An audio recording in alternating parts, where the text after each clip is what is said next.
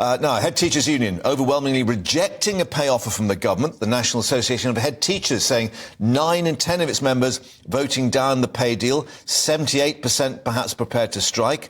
This coming after teachers in England voting to strike after rejecting a 4.3% average pay rise. Well, the government says most state school teachers had a 5% rise last year, and it's believed schools could afford to fund most of the pay rise from their current budgets. But the unions want what they call a fully funded pay rise. Well, let's speak now to Christine Cunniffe, head teacher at LVS School in Ascot once more. And of course, you've been following all these ins and outs of the industrial unrest, if you like. Would you consider going on strike yourself, Christine? No, I wouldn't.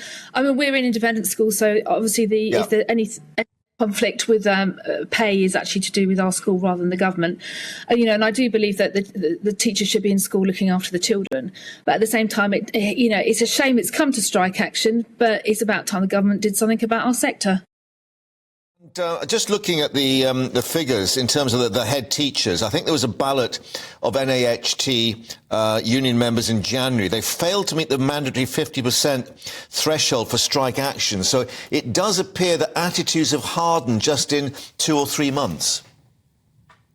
Yeah, I think so. I think because we're actually seeing such, the recruitment crisis, and I know we spoke about this probably earlier in the week, the sector really is in crisis. We're not attracting people to the profession. It's about time, a really good look was, taken about what's going on in our country as far as education is concerned.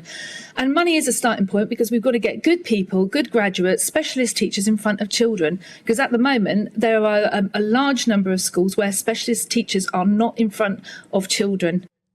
And what is it now that a head teacher has to do? I mean, I guess it's not just about teaching. You've got to be more or less like a chief executive of a company almost. Well, you are. You're running to a budget. I mean, even though we're an independent school, obviously we're self-funding. So we have to keep an eye on this. You want to pay teachers what the salaries they deserve. But, all schools, including state schools, you are running businesses with limited funds. And my heart really goes out to the state sector as well, because a lot of this pay rise will have to come out their own budgets, which means something else is going to have to go. It should be a fully funded pay rise for teachers in the state sector. Yeah, well, we're just being told by the NAHT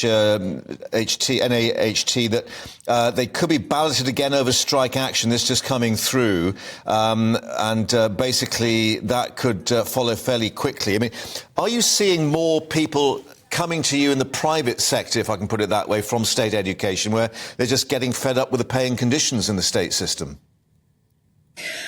I mean, at the moment, there's such a shortage of teachers. Teachers are going to go where the money is and the working conditions.